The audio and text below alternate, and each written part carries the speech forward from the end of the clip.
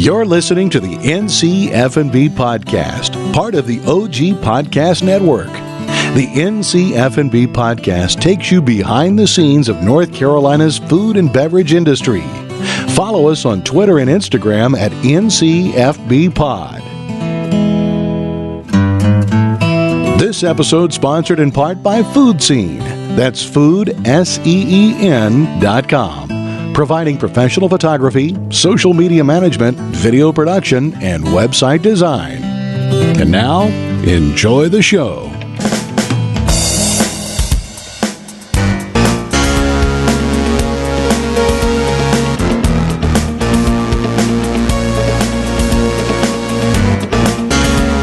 Hello, and thank you for listening to the NCF&B podcast. I am your co-host, Max Trujillo. And I'm your co-host, Matthew Weiss. And on the show today, we talk about the resurrection of ChickenWire, a pop-up supper club headed by Regan and Dawn Stockler.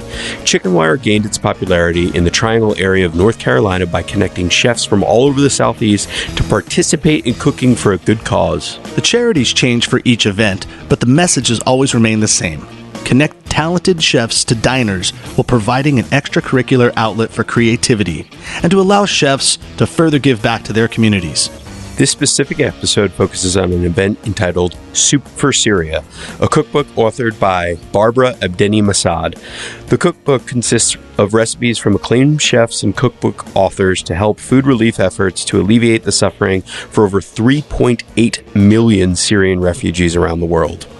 With help from Neamon Bakery and La Farm Bakery, ChickenWire assembled over 20 local chefs to create their own soups for a gathering held at La Farm Bakery in Cary, North Carolina this past Sunday, April 8th. The event alone raised more than $26,000 for Syrian refugee relief. A big shout out to everybody that came and helped out this event. So hear from the chefs today. Tell us a little bit about who they are, what they prepared, and why they continue to participate with ChickenWire. And now, enjoy the show.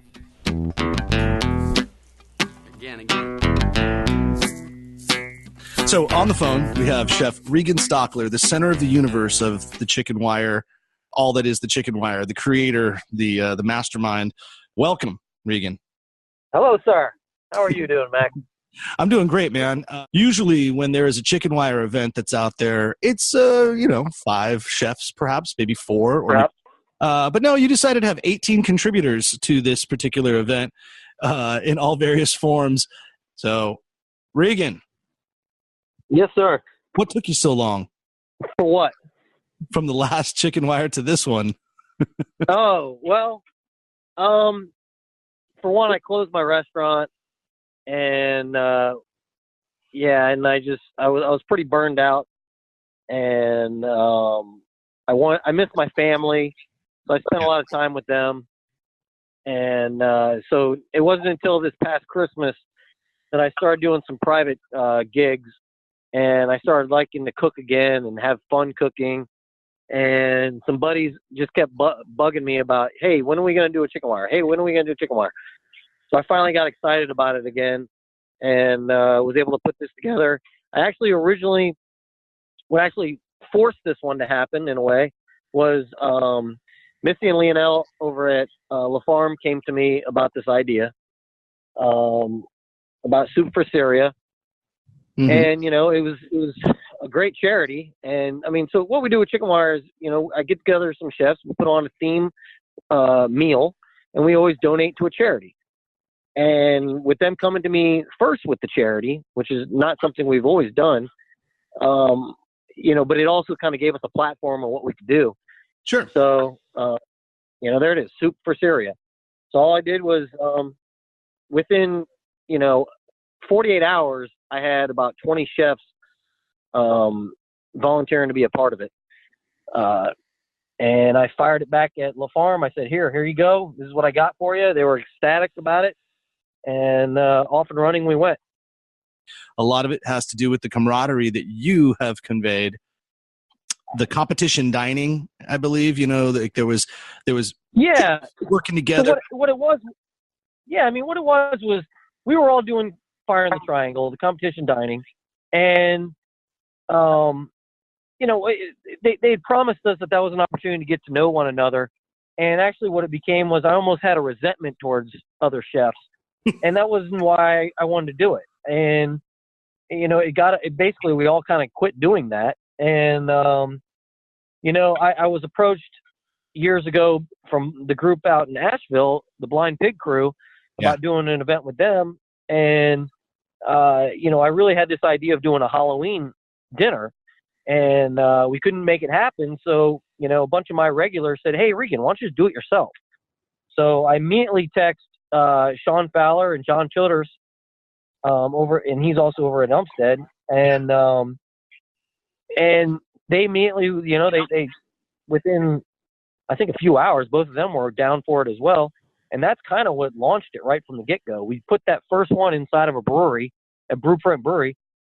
They were so nice to offer that up. Yeah. They were a pretty new brewery. Yeah, it was fun. And, you were there, and that was the very first one. We did a bunch of offal. That was it. I love offal, the fifth quarter. Those guys were all on board with it. We were just in the back of the parking lot cooking up this meal, and we all loved it. We were like, okay. They both were like, okay, when are we doing another one? And I was like, okay, this is great. I got to tell you, on a personal level, that particular event kind of really catapulted a lot of things, even in my own personal life and career wise. And I think, in some small way, might even be a small responsibility of even the NCF&B podcast, in the sense that I felt very connected to the community once the ChickenWire events started. And, we give a lot of props to Lambstock, and, we get to meet everybody when we're at Lambstock, and it's fun. But really, I don't think I would have even gone to Lambstock had I not known you about ChickenWire, because you were the catalyst, at least from the North Carolina perspective, of getting people to go to Lambstock. But it was because we had all connected ourselves at ChickenWire originally. Yeah. So this totally. is like the prelude to the big event. I mean, I got to walk through this tree real quick because this is pretty fascinating. I didn't know you very well, but I knew of you, and I knew you were doing this ChickenWire event, to which you sought out and hired Felicia, my wife, to shoot the event. So she's taking pictures of what's going on, and as payment, quote unquote payment, you're like, I can't really pay you, but I can give you tickets, and you can invite some friends, maybe bring your husband or whatever. And so she invited me, and then I brought on my brand new chef, Ben Harris, who he's a Raleigh native, but he had been cooking in Charleston for a long time, and we just brought him back to North Carolina to Midtown Grill. And so that was really like a getting to know my chef and I by dining together, and we had this crazy offal experience, eating balls and dicks and brains. Exactly. Thanks to you. And then what's funny about that is, so then Ben joined up, and he did an event. I think he might have even done 2 events with you. Ben was game for a while, and we worked well together. Then he eventually moved on and went back to Charleston. I became friends with John Childers, who I met for the first time at that first dinner. And then John became my chef at Midtown for a while. But then also there's another connection, because the guy that was doing your desserts at the time, Brian Squires, was making desserts at that very first event. And lo and behold, as time went on, we were able to pull Brian in as our sous chef at Midtown Grill with Ben Harris. And then now Brian has done quite a few things. He went to Charleston with Ben, and now he's back, and now he's Chef Jake Wood and Jason Smith of 18 Seaboard's sous chef, who will be after going to Charleston. So, I mean, it's crazy how connected this whole industry is, but yet there's such a positive vibe. I mean, and I'm so glad that it's back, because, I mean, how long has it been? It's been like a year and a half, almost 2 years since the last chicken. It was 2 Christmases ago. Was the last one. It was just before, like a week or so before Christmas. We did an amazing event where we actually plated.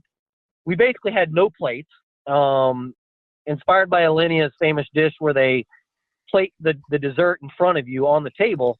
Yeah. So we basically just got a bunch of butcher paper, put it out over the tables, and every course we would take butcher paper, roll it out, and each chef would just throw food on the table in front of the guests. That was so much fun, because what it was it made all the chefs work together, because each chef would take a component of another chef's dish, and we would just walk around the table putting down that component on the table. And, I mean, we just had a blast at it. You know, I mean, we do have a lot of fun at them. It's just, like I said, for myself, I needed a break. There were other pop-ups going on as well, so that it was kind of getting saturated. And that was never what it is. I mean, for me, it was just get chefs together, make awesome food, maybe food that you can't normally make at your restaurant, have fun with it. And when we're done, we just donate the profit to charity. I mean, it's like, here it is, you know, let's just do it again. And that's what it is. I mean, because of it, I have so many chef friends all over the Triangle and beyond. You know, and we all get together. Some of us even get together with our kids. It's pretty great. I love it. You know, I got a chef's daughter's birthday coming up that I'll be going to, and I think part of it is because we've gotten closer because of ChickenWire.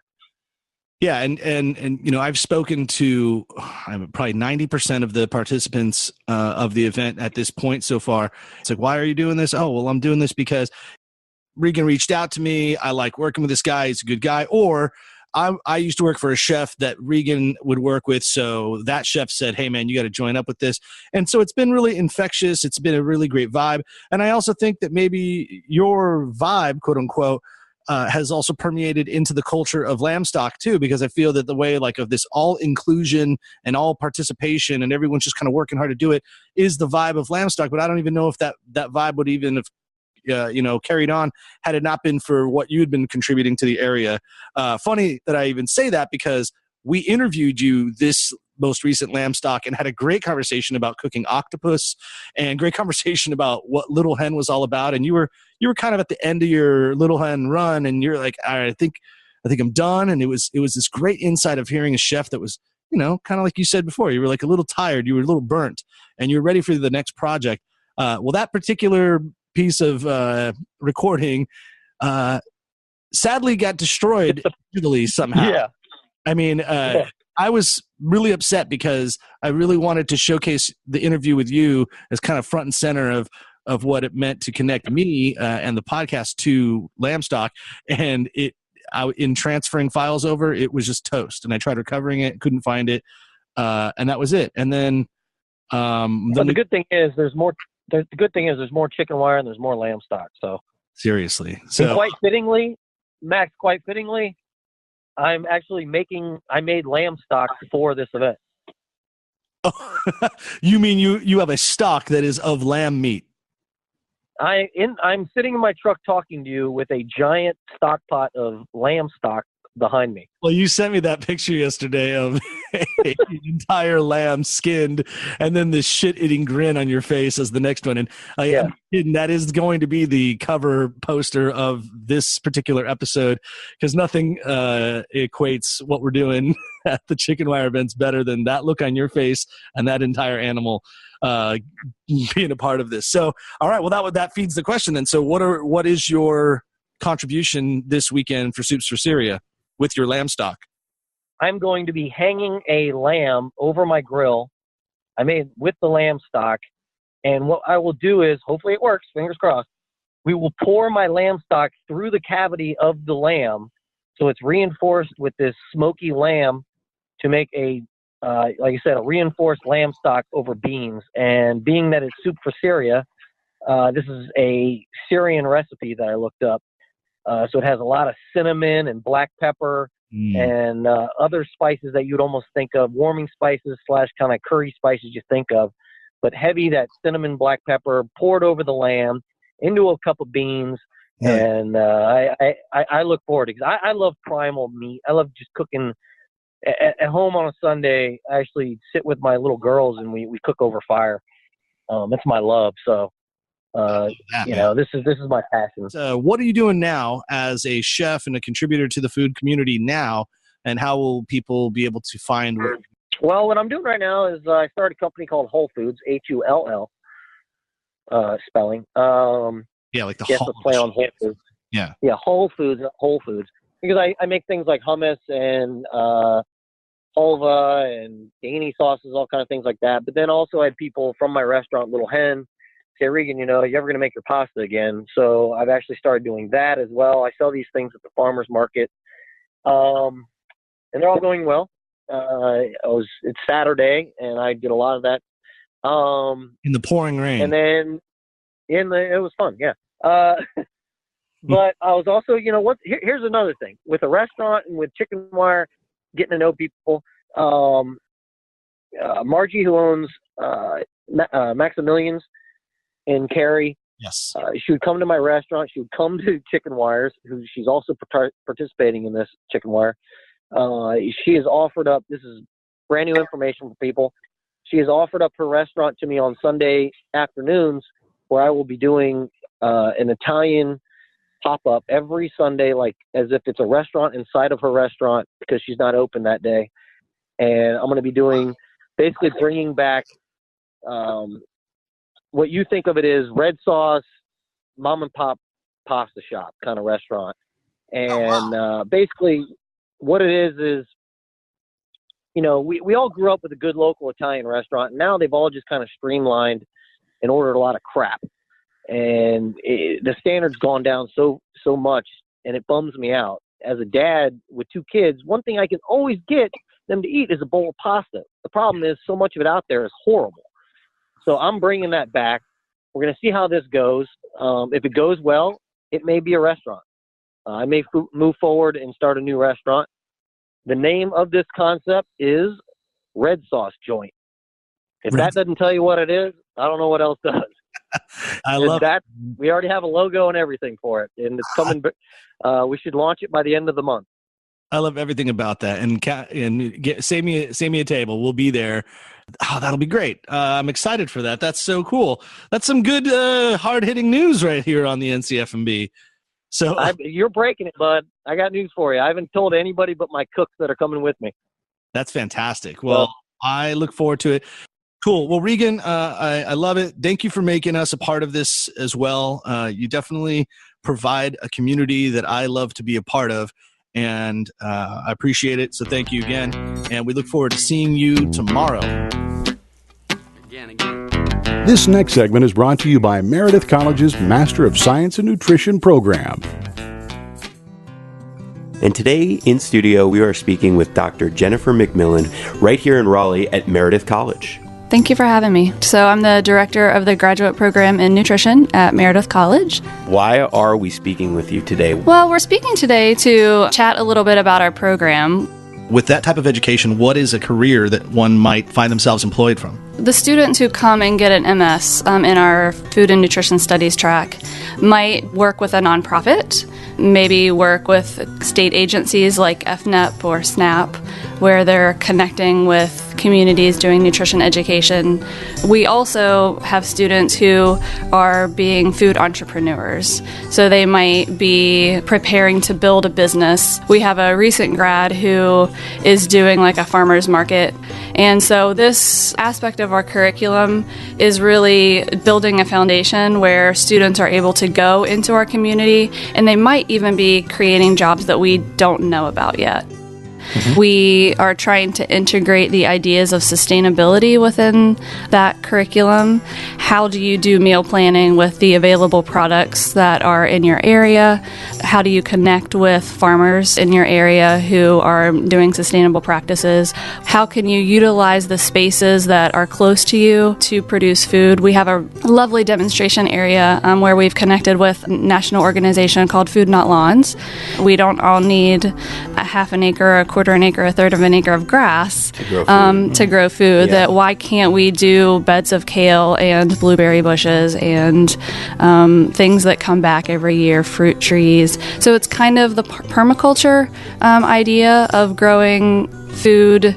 Of course, we want to have those beds for tomatoes and peppers and the things that are annual plants that we put in and take out. Right. But we can incorporate the ideas of growing food in our areas, whether it be businesses or whether it be our home spaces. Gotcha. For more information about Meredith College and the master's program, you can reach them on their website at meredith.edu or click the link on our website at ncfbpodcast.com. All right, so we're here with Lionel and Missy Vatinet of La Farm Bakery in Cary, just finishing up the ChickenWire event. And, Missy and Lionel, tell us, according to Regan, that you guys brought the idea of doing ChickenWire as a Soup for Syria event. True or false? It's true. It's really exciting. A couple years ago, Betty with Niamond had given me Barbara's beautiful book that brought the culinary community from around our country together, where 100% of the proceeds go to the plate in Syria and the refugee camps surrounding Syria. And so it was a huge honor to read through her book and see how instrumental she had brought our community together. So with that opportunity, I said, wouldn't it be great if we could bring bakers and chefs together and do an amazing event where the proceeds could go towards Syria and we could be a part of this movement from across the country. And so with that, I mentioned it to Regan, and within 48 hours, we had over 30 culinary talent that is unbelievable commit to do a pop-up event within weeks. So then I said, by the way, Betty, I just wanted to let you know we talked about this. Are you good with that? And she said, absolutely, that's so exciting. And she said, you'll never believe Barbara's going to actually be in, and she's going to be visiting on April 8th. I said, well, there's the date, April 8th. And so with that, we were honored to be able to have her with us here at the event this evening. Just tell us, for the people that might not know anything about, obviously we know that there's an issue with Syrian refugees, but people might not know anything about Soup for Syria or the Niamond or the book or anything. So can you just fill us in, like how that originated? Yeah. So Barbara and Betty have been friends. Betty from Niamond. Okay. Right. Have been friends for years, and so Barbara has been an incredible influence in the slow food movement. You'll have heard her when her book launched on NPR, and she has been such a voice for the culinary community to speak to what sometimes can be an uncomfortable subject, what's going on in Syria. And so it was an opportunity to be able to honor her by raising money. We also knew, all of us knew, that there was 100% confidence that the monies that were raised were going to go immediately to those in need. And so we felt very confident to funnel our efforts and our energies and our love. And at the end of the day, I think the event, really the ultimate goal was that each one of us wanted to show here in the Triangle that we haven't forgotten you, Syria, that you live day to day the life that you've been dealt, and we love you and we're with you, even from as far away as here in Raleigh-Durham. Amazing. Yeah. So Soup for Syria is actually a published book, right? It is. That has all these recipes of soups, and the proceeds for that book originally were donated to Syrian refugees. Exactly. Yeah. And so Barbara, her book has been published in 7 different countries, and with that, she has raised over $500,000 that has gone towards the Syrian refugee camps. Very cool. Is that unbelievable? And you'll see some amazing recipes inside of the book. You have Alice Water, Anthony Bourdain, just some amazing chefs that gave of their time to contribute to this book. And so I'm sure you've interviewed everyone here and the amazing talent tonight. Yeah. And the creativity that came out of it has just been unbelievable. Seriously, yeah. I think everyone can go home, rest assured, when they lay their head on their pillow tonight, that thousands and thousands of dollars have been raised, tens of thousands of dollars have been raised, and each dollar goes so far in Syria and in the camp. So what's so great is $1 goes another 2 or 3 in their world. Right. And so the impact is enormous. Well, Leonelle's here, so one question for you. What was your favorite soup of the night? Or you can give us your top 3 if you want to be diplomatic. Or other way, who sucked? What was the worst? Yeah, tell us who was really bad. The worst and the best. Yeah. They were all good. Are you running for office? Yes, that too. Yeah. Mayor of Cary? Yes. They are not very controversial. I like that about you guys. It's great. So you know what? They were. Everybody has their own style. Every chef, are so particular to what they bring. Is why for me, in my eyes, they were all good. With so much different taste, and we are very happy to be part of the great city we are in, and we cannot wait to do another fundraiser for a very good cause, and this one was one of the best we did. Again. So we are speaking with the co-owners of Postal Fish Company, chefs James Clark and Bill Hartley. Gentlemen, hello. How you doing? How are you, Max? Oh, I'm doing great. Thanks for the quick phone call. As you saw from our quick email, first off, How did you get affiliated with ChickenWire? Well, we've been friends with Regan for a long time. We started becoming friends with Regan back during the Fire on the Triangle days. And so with that, ChickenWire base kind of got together because of friends wanting to get together and cook. We weren't at the very first one cooking, but we were at the second one, I believe, and cooked. And it was small. It was over at Crude Bitters. It was a lot of fun. And so we just kind of voted in from there. Same with you, Bill, kind of same thing? Yeah, so this will be my 6th ChickenWire, 3rd that actual participating. The other 3, I kind of just went and hung out and helped out. One of the cool things about ChickenWire is it's just as much about the food as it is about getting together. So that's one of the things I've always enjoyed about it. That's awesome. All right, well, let's move on to the next one. So this is Soups for Syria, and so what Regan Stockler had mentioned to me was that all the dishes are going to be either soup or stew based. And so with that, gentlemen, what are you preparing for dinner? We're doing a PD River style fish stew. PD River, which flows through the area that Bill and I met, the backwaters of the PD, and those guys, they cook a fish stew that's sort of tomato based. So it's just sort of a stew that we're doing is sort of an homage to where we came from.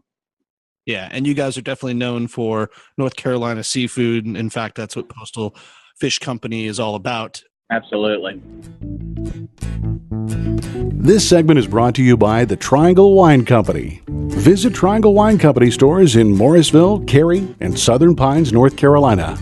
Or order your wine and beer online at trianglewineco.com. And be sure to use our promo code NCFB to receive 10% off your purchases. Triangle Wine Company. I have Jake Wood, chef de cuisine of 18 Seaboard here in Raleigh, North Carolina. Jake, so how did you get affiliated with the ChickenWire events? So we had an heirloom tomato dinner probably 8 months. Well, it was last summertime, and I met Regan Stackler, and he bought a ticket. He's known Jason for years, and I had the pleasure of meeting him that night and his wife, and we chatted for a bit, and he got me linked up with Lambstock, and me and my wife and my little girl actually ended up going to Lambstock. And when it finally came about, we were, both Jason and I were really, really excited, and we were definitely stoked to get involved with this and make it happen on Sunday. What are you specifically preparing? Well, we were hoping for a little bit warmer weather, so we've got a chilled soup. We're doing a scallop crudo with a tomatillo aguachile, along with a young Thai coconut broth and some micro collards, and then we're going to top it off with some false caviar we're going to make with some tomatillo juice. That sounds great, man. Yeah, spring feels like it's finally upon us after already going through the first 4 months of this year. I look forward to trying your food this weekend and hanging out. Thanks again for being on the show and figure out the crack the nut that is Jake Wood. Cool, man. Yeah, let's link up, brother. I look forward to seeing you on Sunday. So we have Chef Adam Rose. Everyone's making a soup or a stew or something in that vein. Would you let us know what you're preparing for this weekend? Yeah, sure. I am preparing a ribollita. It's a traditional Tuscan bean and bread soup, usually made with leftovers, white beans. Mine is I decided to keep it nearly vegan, I'm calling it. I did have a couple cheese rinds in it while I was simmering it because I just couldn't help myself. But aside from that, I started with a fantastic, rich vegetable broth and a dark sofrito and went from there. I like to say that my mind thinks in Italian when it comes to cooking. Anything else is playing around. But to something like this, I wanted to bring something that just comes from the heart and from the soul, and do something for the vegetarian crowd that with the intensity of what will probably be I'm guessing to be a meat heavy kind of day. What is going on in your culinary career at this moment? Where are you working? What are you doing?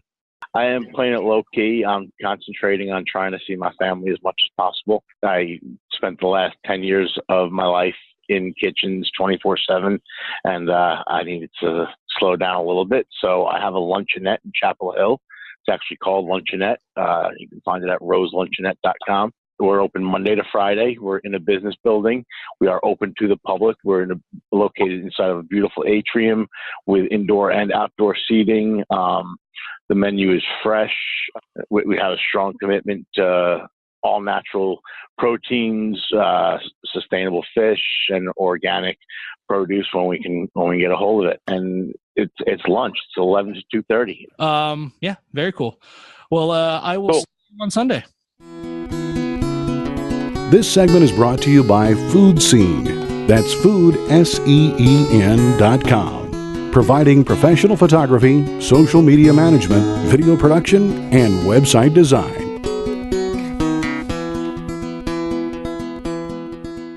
And now we have Chef Blake Gottlieb from Under the Oak Farms, and new father, Mazel Tov, to Landon. And I hear he's making a fantastic recovery. How's that going? It is, man. It's good. It's good. It's good to have him home. We brought him home last week, and everybody's getting adjusted and getting a routine going. That's awesome, man. Yeah, I mean, what a wild moment. You and Megan came into the podcast studio literally 2 days before she went into labor, and that was, what was that? Was that a month ago? I mean, 2 months ago. It's already been 2 months. So that poor little guy has been in the hospital for almost 2 months, but now he's home. So we're good to know that he's with his mama and daddy, and you guys are taking good care of him. So what are you preparing this weekend? So I'm going to do a play on like a black eyed pea soup, I think is what I guess I'm going for. It's going to be a head and hock terrine, smoked pork broth, and a pickled black eyed pea salad with some fried black eyed peas and some. Well, that definitely sounds like a Chef Gottlieb inspired dish. You were super into pig heads and doing terrines and all that. So and pickles. You nailed all of your style all right there. What's the easiest way for someone to hire you? They can email me, blake@undertheoakfarm.com. They can also just get on the website and contact me through there as well. It's www.undertheoakfarm.com. That's great. Yes, sir. Give my love to Megan. Will she be there this weekend as well? Possibly. Well, I'm hoping so, but everything's kind of playing by ear. Some days are good, some days are bad. So yeah, of course. Hi, this is Zach Fox with Straw, Sticks, and Bricks. Straw, Sticks, and Bricks. What do you do over there? So we're actually just a group of home brewers. Just kind of get together once, 2 times a month and brew up some beer. Typically, we've got some ciders that we'll play around with and everything. Typically would, kind of just donate all our stuff to ChickenWires. But we decided to dip our toes into the food for this one. You've known Regan for a long time. One of my first questions was, how did you get involved with ChickenWire? So I actually was up at Regan's old place, the Little Hen, one afternoon, and he was kind of telling me about the blind pig and everything, and we just started talking back and forth, and like, why don't we kind of start one of these? And he was telling me about it. So I've actually been involved since the first one, which was the Offal dinner. Oh gosh, what was that, 2-3 years ago? Yeah, that was. So I went and kind of. That was a Brewprint. Acted as Regan's sous chef over at Brewprint. And from there, me and him just kind of started talking again. I'm like, hey, why don't I brew up a beer for this next event? And that's kind of where it kind of kicked off. And we've been brewing up a special beer that kind of fits the theme of each event since then.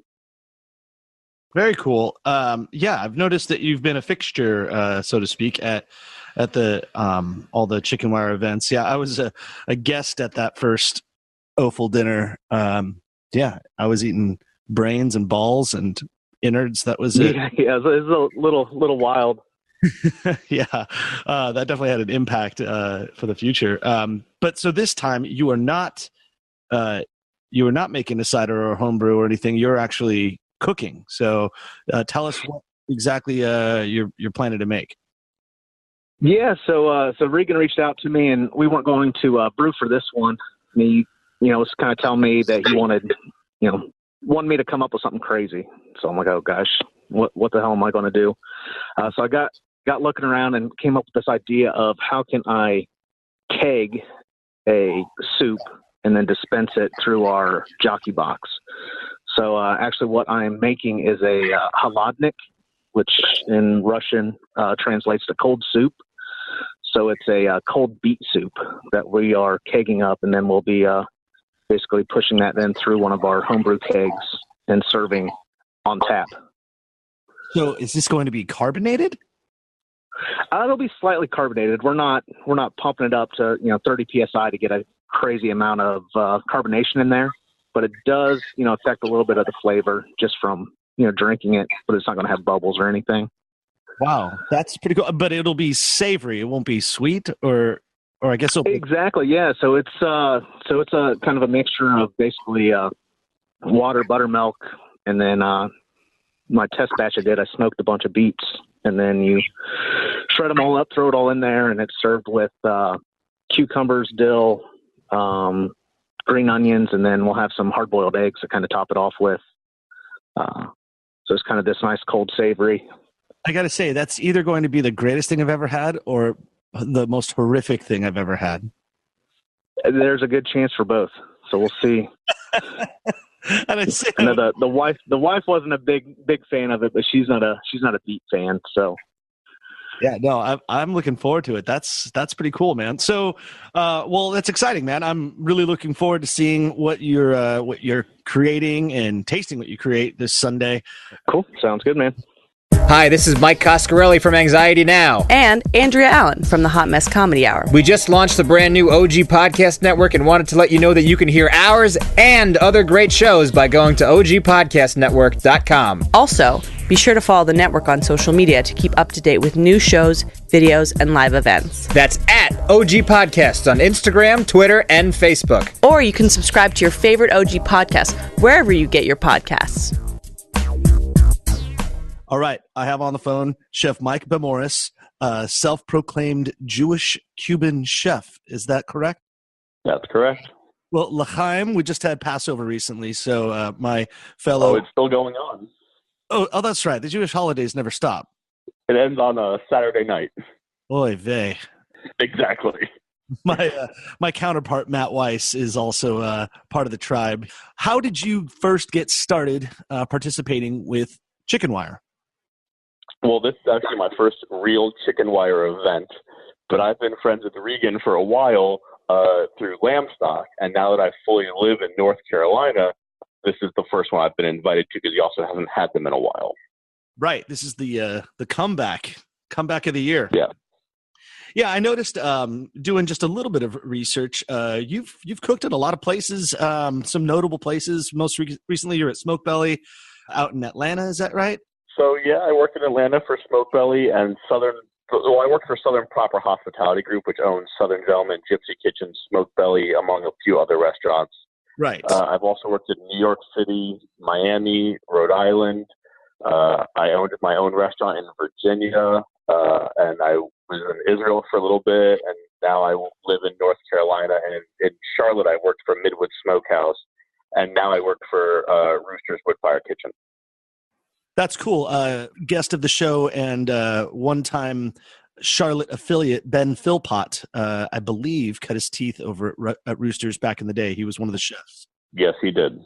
I think it'd be fun and interesting to talk to you, with Matt in a more, three-dimensional way. So we should chat about having you just be on the show in general because you have an interesting backstory, and I'd kind of like to know more about you rather than just in this. Yeah, I mean, I've been doing this for 17 years in a plethora of cities, and I even traveled to Cuba and did some cooking there.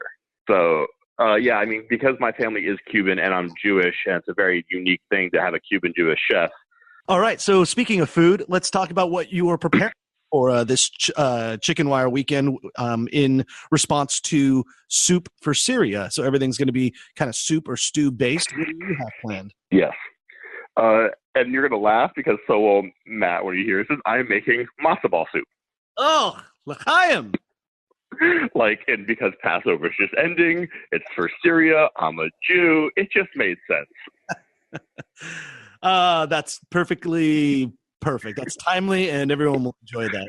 So, you got some pretty big shoes to fill, though, or not shoes to fill, but high expectations because, growing up in Los Angeles and Matt coming from New York, very strong Jewish cultures out there.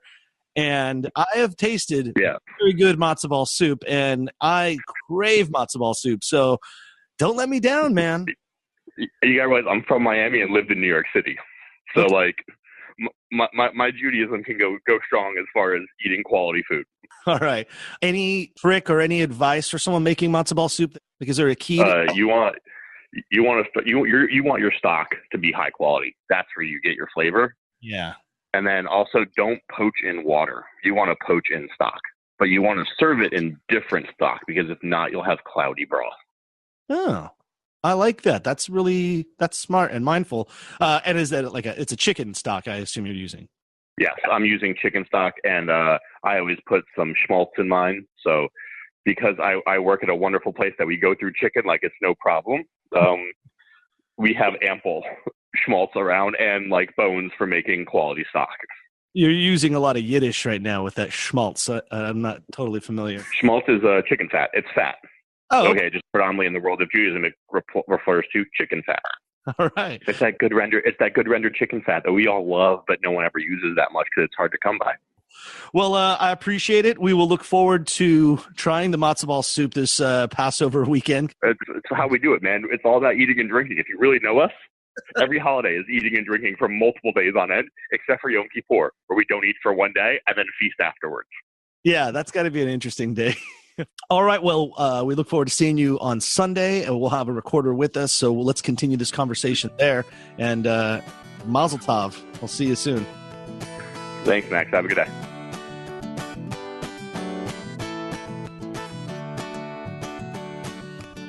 And we are joined tonight, late night at 11 o'clock at night, with Chef James Johnson, notably known for working with AC Restaurants, which is also known as the Ashley Christensen Restaurants. And welcome. Good to have you in. James. Let's just start right here. We're talking about the ChickenWire. And so first question, how did you get affiliated with ChickenWire?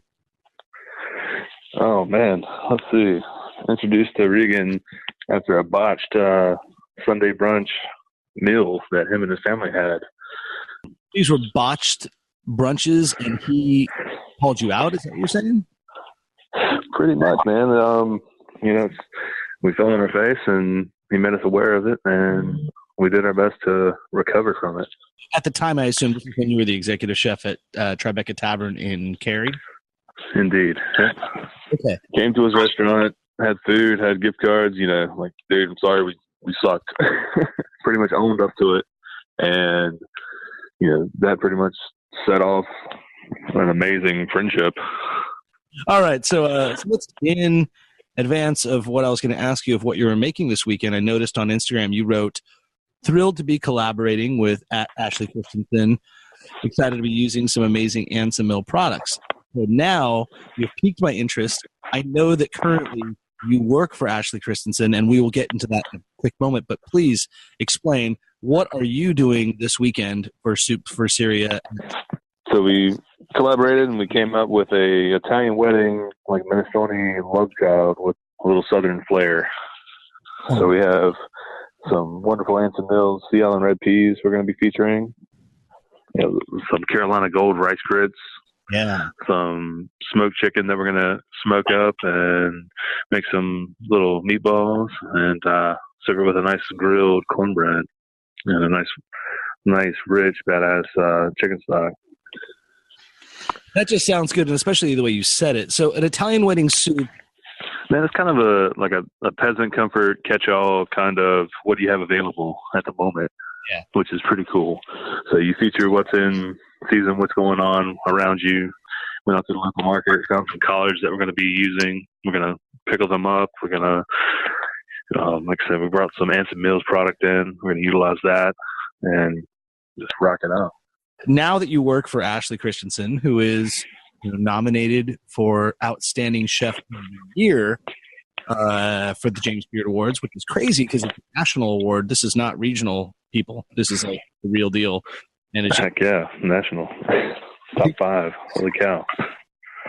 It's her and 4 other people, is that right? Or maybe 3 other people? So, yeah, 4 other people. I mean, all across the nation. I mean, that's amazing. Yeah, Vegas odds right there, a 20% chance of her taking the whole thing. And, I mean, come on, she's our girl. Man, I'll play that any day. I mean, such an amazing individual.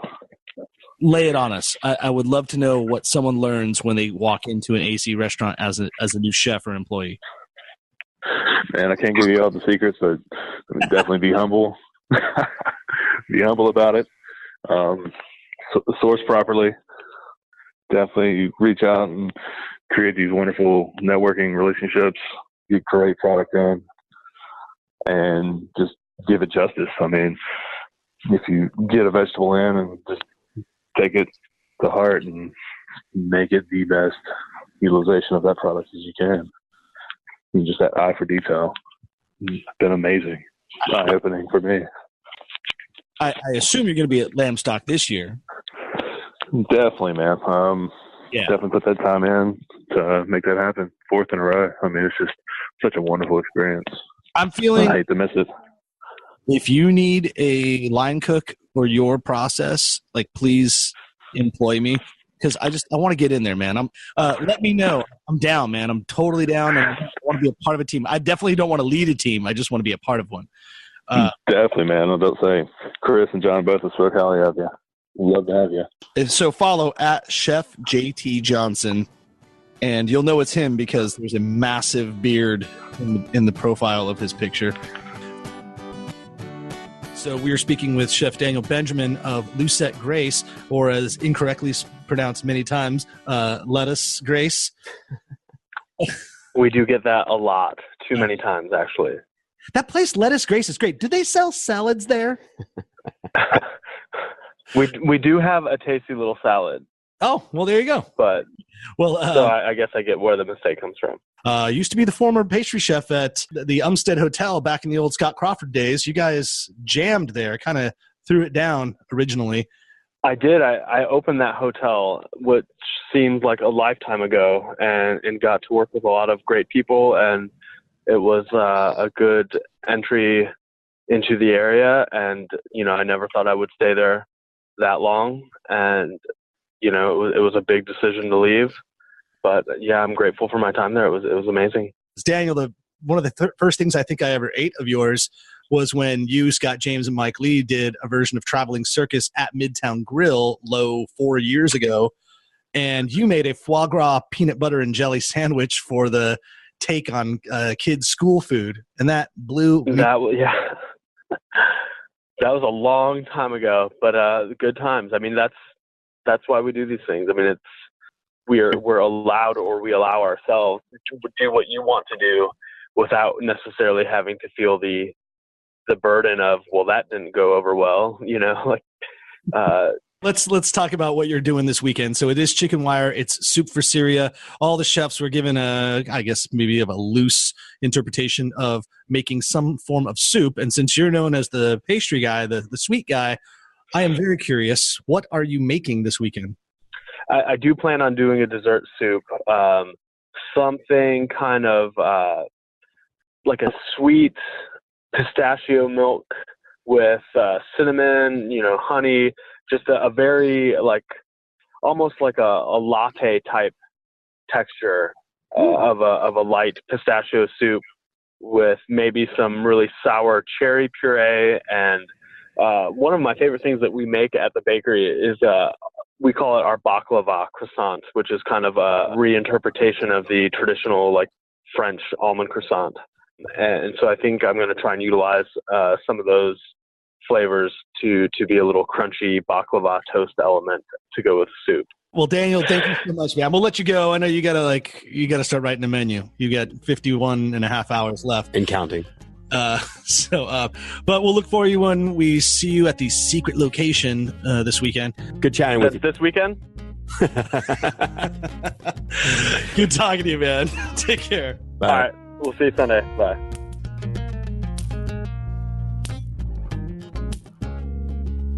Hello, and we have Chef BJ Peterson. Now, I don't believe we've ever met. So tell me a little bit, like, where are you working? You're doing right now? So I'm at a spot called Primal. It's over in Durham, very close to the South Point Mall, Fayetteville, and 54 cross streets, basically. That's right. Wood fire grill, simple, just easily approachable food, trying to keep things clean and to the point, Yeah. So Primal, it makes me think of like a butcher, like Primal Cuts and all that. Is there a lot of meat-heavy dishes? We're making that transition. I started here in August. Didn't really adjust the menu a whole lot, but we just launched a new menu spring in about 2.5 weeks ago.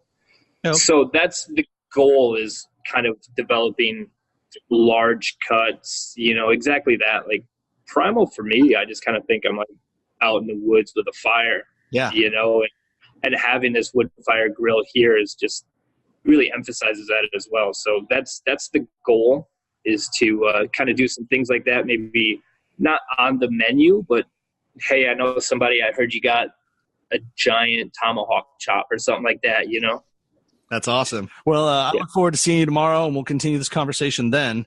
And sounds good. Have a great rest of your day, man. Thanks, you too. I appreciate it. Yeah, take care. All right, you too. When it comes to vodka, it starts at the farm. Social House Vodka sources corn locally from a farmer who plants non-GMO corn. And because it's made from corn, it's also gluten-free. Social House Vodka comes from Kinston, North Carolina, and sources water from the ancient Black Creek Aquifer. Social House Vodka. Live socially, enjoy responsibly. So we have on the phone Chef Joel Schrader, Chef de Cuisine at Mandolin. We just spoke with Sean Fowler a little bit earlier, but Joel is also participating in this weekend's ChickenWire event, Soups for Syria. Welcome, Joel. Thanks for having me. How did you get connected with the ChickenWire events? So really, I guess helping Chef Fowler do some of the other ChickenWire. So we did the French ChickenWire. I did another private ChickenWire at someone's house, but I think it was mostly just from helping him and then getting to know Regan through doing the events and stuff like that. A couple years ago, I think Sean's been doing them for probably pretty much since the beginning. So I've been helping out from one aspect or another since they started doing it. Before I let you go, tell me about what's going on, what we can expect from you coming up soon. I hear you got something planned. Yeah, so it's myself and two other people that some people probably are familiar with.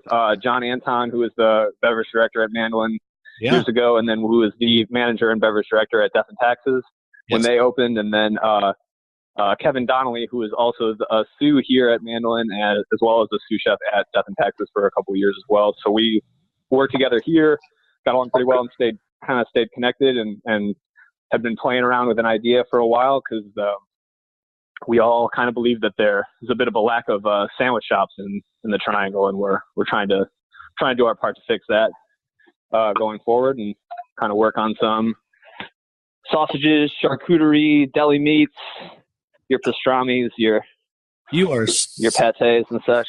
Bring that to the Triangle. When will we expect it?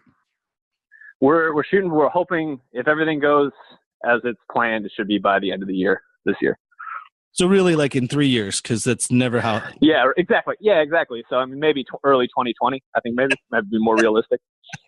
Well, no, but hopefully it does happen by the end of the year, because sandwiches are my most important thing in my life, and there is a dearth of sandwich offerings in this town. And being from Los Angeles, I always preach the gospel of Bay City's Deli. I will go toe-to-toe with anyone else in the world and tell you that it's the best sandwich.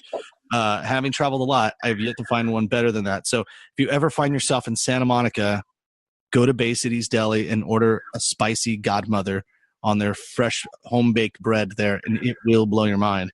That sounds amazing. And then I implore you to then recreate that here in Raleigh. I'll do my best. But, well, that's exciting, man. And you got a good crew there too. John Anton, I've been following what he's been doing with his career. He's an inspiration too on the beverage side and service side. So that's going to be really interesting. I'll be excited to see that when it comes out. You have a name for it yet? We do. It's Old North Meats and Provisions. So it's kind of Old North state mixed with kind of your old world techniques, your northern United States type of Jersey type of stuff, plus Midwestern kind of German influence stuff too. Awesome. Well, I look forward to it. We're going to continue this conversation tomorrow night, and I look forward to seeing you in person, and we'll chat more. Sounds good. Thanks for talking. Take care. We'll see you. Thanks, man.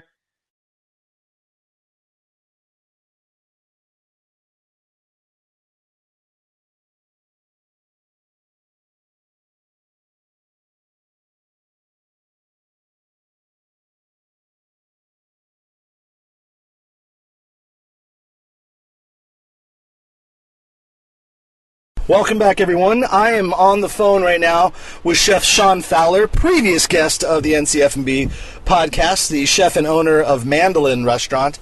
And by the way, Sean, I don't know if you know this, but your episode for 2018 is so far the most listened to episode we have had to date. No way. That's great. Who knew? Everyone wanted to hear from you. Yeah, I must have a lot of family or something. Or maybe you're just like re-listening to the episode every day. Yeah, exactly. Basking in my glory. Sure. But thank you for being on the show. What got you connected with ChickenWire, and why do you participate? It sprung out of just a friendship with Regan. He was organizing his first one. And the collaborators in that first ChickenWire were myself, John Childers, and Regan. He was kind of doing something I thought was a little bit different, and a chance to work with some chefs that I generally don't get a chance to cook with, and it just seemed like a fun opportunity. And I was pretty psyched that he was doing it, and obviously it's been a real treat to see what he has kind of formed it into. It's kind of taken on a life of its own. He's done a ton of these things, and a bunch of different chefs have contributed. So I just think it's a cool thing for the culinary community. It's and I think really a testament to Regan and just what a great guy he is. No doubt, it's been fun. I was a diner at that first event at the Offal dinner, so I remember. That's right. I remember John Childers. He made goat brains, canned goat brains, I think, and I remember his biggest apology wasn't that we were eating goat brains, that we were eating canned goat brains, which I thought was funny. That's right. And frankly, if I was John, I don't think I would have copped to it. I would have just let it fly under the radar. Yeah, because everyone in that room, like, we had so much experience with eating goat brains. Like, right. This is clearly canned. Right. Yeah. Well, then that leads me to the next question is, for this weekend, this is ChickenWire, Soup for Syria is the theme. So what have you prepared? What are you going to prepare this weekend? I'm doing it's a West African peanut stew. Chicken, sweet potatoes, peanuts, obviously, a little spice in there. So just kind of a fun dish outside of what I would culinarily do at Mandolin. I think that's another great thing about the ChickenWires or pop-up dinner series is it forces us the opportunity to do some stuff that we wouldn't necessarily be able to do in our own restaurants, just because conceptually or thematically it doesn't really fit with what our food is. Totally. So kind of trying out a different type of cuisine, something that I've frankly never cooked before. So it's kind of a fun exercise, something I want to eat, I guess. Is there anything specific going on in your world right now that we should know about, or things to look forward to in the near future? Yeah, I mean, we're really fired up for our farm. Getting plants in the ground. Obviously we added some chickens. We've got a hoop house going up right now. Going to be growing some tomatoes inside. We're working on an aquaponics project. So we got a lot of cool things going on our kind of ancillary project, which is our farm, which supplies a fair amount of produce and herbs and eggs for the restaurant. So this is a fun time of year to be cooking, because it's dramatic change of seasons from winter to spring. But especially if you're planting some of those plants, it gets exciting when you're getting stuff coming up out of the ground, and just getting excited for spring and summer. And especially a lot of work going on out there.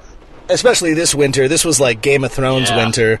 It seemed to never end. But But it's exciting that spring has sprung, and in fact, I'm sitting in a car recording with you, and it is torrential downpour outside. Spring showers have sprung as well. Exactly. Well, we got to get all that pollen out of the air, so that's kind of nice. But Sean, thank you so much. I will see you tomorrow, and hopefully we can continue this conversation in the moment, maybe as everyone's cooking, and definitely afterwards we can kind of figure it out as a post-game show as how things went. And I look forward to seeing you then.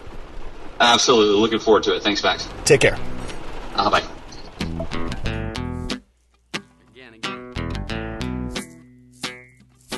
All right, well, with me right now I have Chef Brian Dahlstrom, and he is joining us as one of the many, I believe there are 18 different contributors to this ChickenWire event. It's been a long time since Regan Stockler has done a ChickenWire event, and when he does it well, and this time he's doing it big with 18 contributors for Soup for Syria.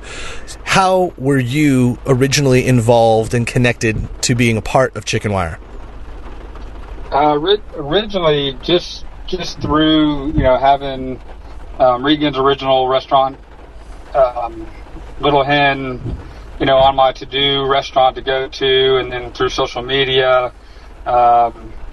hearing about the ChickenWire, I reached out and asked how could I be a part of it. So the first one that I did was the Glazed Confused, and that was really fun. Yeah. And definitely enjoyed that. And then I did last summer, I did the Infugo at Chef James' property, and we grilled oysters. So that's how I got started, and they asked me back, so I guess I didn't suck.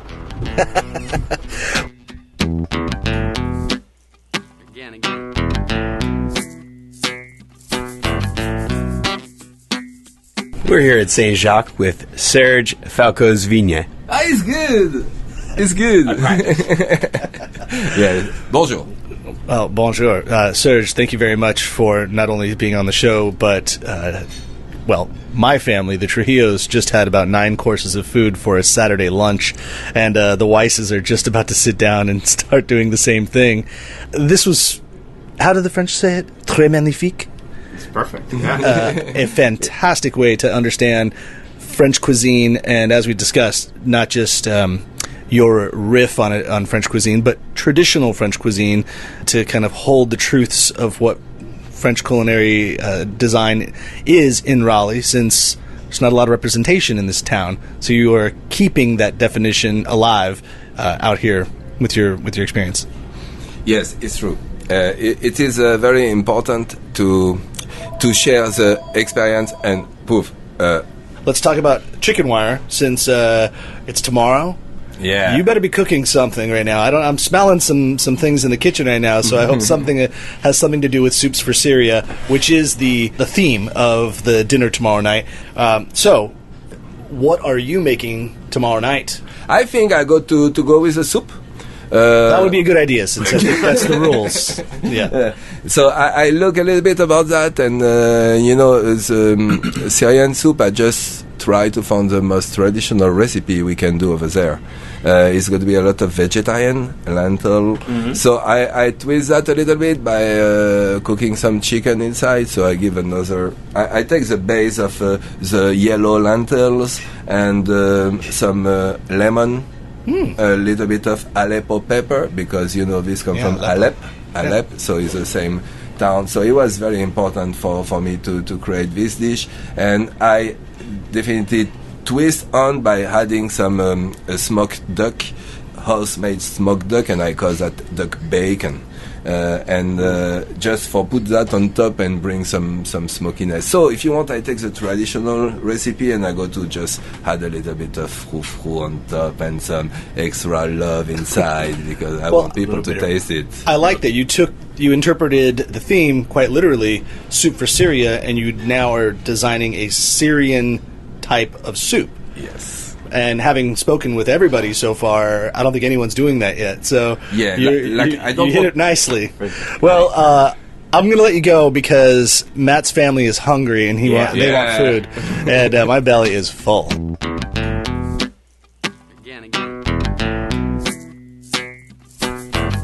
We are now greeted with the culinary team over at the Maynton Inn. We have chefs Steve Zanini and Chris Santucci, affectionately known as Tucci in my life. Welcome, gentlemen. Welcome. What's up? It's good to have you on. Tucci, why don't you go first? How are you connected to ChickenWire in general? How did you get involved? Well, I started seeing the dinners happening online, and I saw a buddy of mine from high school was actually doing them. His name is James Johnson. He's Ashley Christensen's banquet chef right now. Of course. And, yeah, he's a good guy. Well, I got a chance, to see what was going on through his Instagram account, and I became friends with Regan on there, just kind of seeing what was going on in the area, just trying to stay in touch with what all the chefs are doing now. Yeah. And this is my first event doing with ChickenWire. I'm pretty excited about it. And what about you, Mr. Zanini? I've always seen the ChickenWire stuff. I've never participated. I've done things with some of the various chefs that are in ChickenWire. And so this is my first event with ChickenWire as well. You guys are literally just walking distance from the actual location, which makes it pretty convenient. Oh, yeah, we're still going to drive. Don't get me wrong. We ain't walking down the street with all that hot soup. That would be hilarious to watch. I'll look for you tomorrow, and we'll talk then. All right, brother. And we'll see you soon. Sounds good, Max. Yeah. See you tomorrow. Thanks, guys. I'll see you later. Adios. Bye-bye.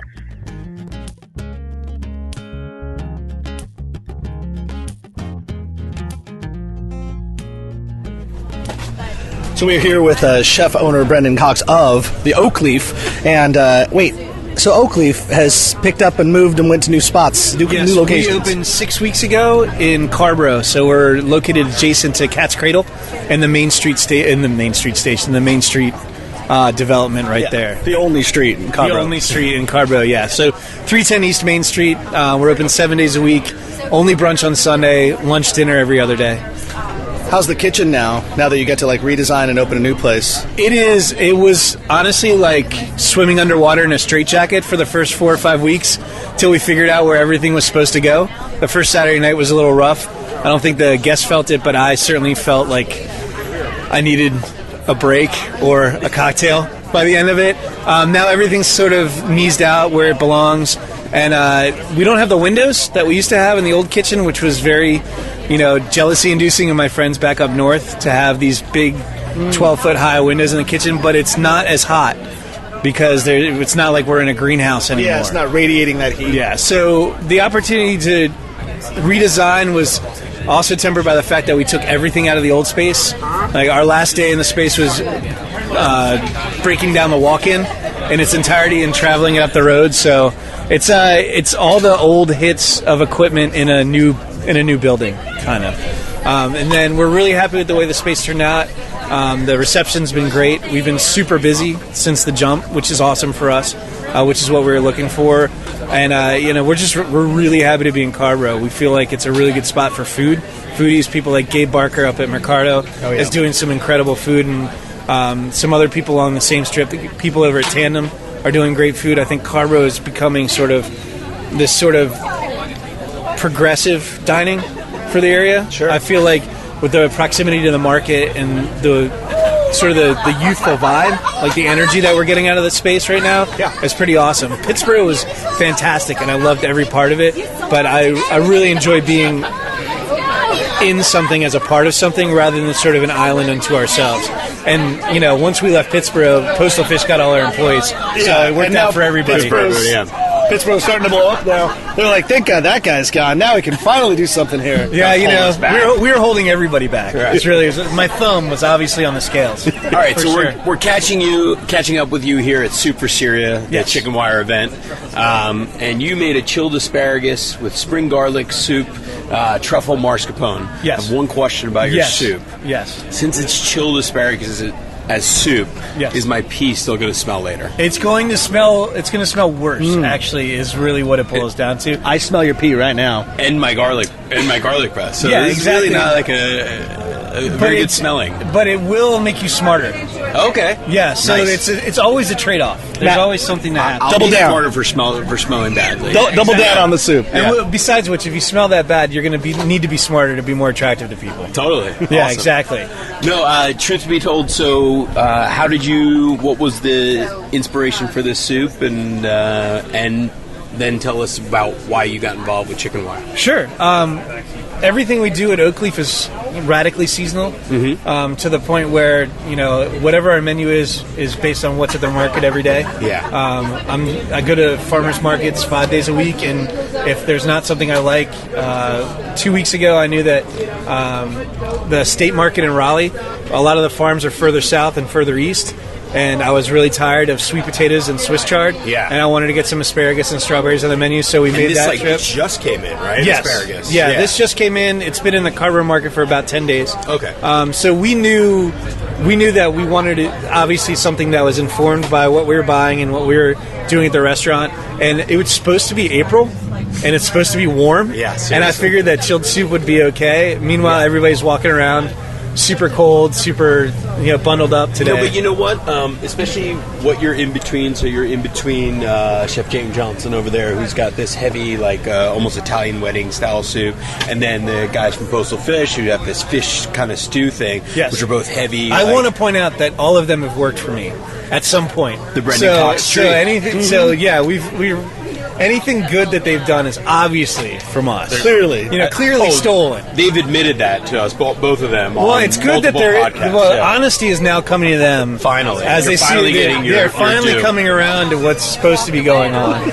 But no, it is different than what everybody else is doing. And I think that's Max and I were talking about that, especially when you do a collaboration and a festival with this, when people are tasting so many dishes. That's kind of nice, and it stands out also because it's different, because it's chilled, and it's almost, you could say, refreshing, maybe, or stupid. One of the two. Yeah. Either way. You're an idiot genius. Maybe just the idiot part, right? But I woke up this morning. It was 31 degrees at the house, and I was like, "Crap! Right. I'm serving cold soup." But at that point, you're pot committed, and what are you going to do? Well, at least you won't have a problem keeping the temperature of the cold soup. Well, I mean, let's see. Refrigeration is not an issue today. Right. So Let's say there you that. go. And I had to bring less equipment. Right. And then for ChickenWire, I've known Regan for a long time, and I've obviously known James and Bill and James and a bunch of the other cats out here for a while, and they've bugged me a lot to do ChickenWire events, and it never seemed to work out. And then we had a really good cause. Yeah. Like, we're out here for a really good reason. We're all here to make life a little bit better, hopefully for some people that we can't always help directly. And I think it's a good event to support. And if we're not out here doing it now for these people, like, what else are we going to do it for? Yeah. It doesn't really make any sense to me to do it any other way. Yeah, it should be said, Soups for Syria is not just a cool name. It's actually a thing where all the proceeds from tonight are being donated to help Syrian refugees, Yes. right? Yeah. Chef, any parting words of wisdom for previous employee of your company and now videographer of the NCFMB, Forrest Mason? Forrest, shave the beard. Wow. It's time. It's time. He does have a pretty baby face. He would totally lose his Carborough street cred, though. Street cred and Forrest don't always intersect in the same sentence very often. It's like a car crash. It's like pedestrian, at that point, for certain. No, Forrest is really good people. Don't shave your face. Shave your head. Make a statement. There you go. Then he would really he would get some street cred. Yes. For sure. All right, you heard that here. Kind. Yeah. Well, thank you very much, Chef. Sure. Hey, It's soup my is pleasure. delicious. Thank you all very much. We'll talk to you soon. I hope to see you at the restaurant soon. Cheers. Yeah, anytime.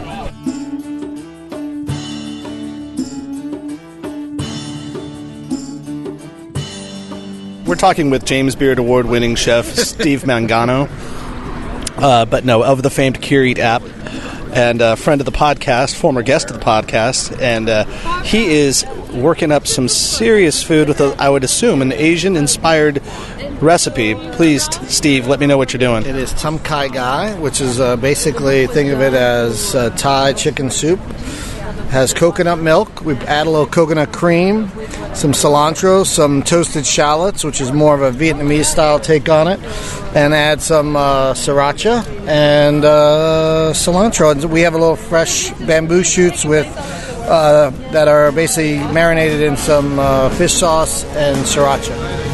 Well, I kid that I'm being, I was kidding about you being the chef, but seriously, you've thrown down a really serious meal. So typically you don't have a professional kitchen you're working in, but I assume you learned this somewhere. Yeah, well, my undergraduate degree was hospitality management, so I cooked there, and then I owned or helped start Poland Place Cafe. So I have cooked over the years, but I would never call myself a chef because I believe you have to manage a kitchen for a long time to be a chef. Steve Mangano, not a stranger to the kitchen or a stranger to the food community. Thank you very much, sir. See you soon. And thank you for listening to the NCF&B podcast. And I am the voice, Brian Hoyle. Guests of the NCF&B podcast receive a swag bag, including gifts from these exceptional North Carolina producers: Social House Vodka, Michael's English Muffins, Larry's Beans and 42 and Lawrence, Ramona Wine Coolers, and Happy Hour Vitamins. Join us next week when we chat with Evan Lutz of Hungry Harvest. That's next time, here on the NCF&B podcast.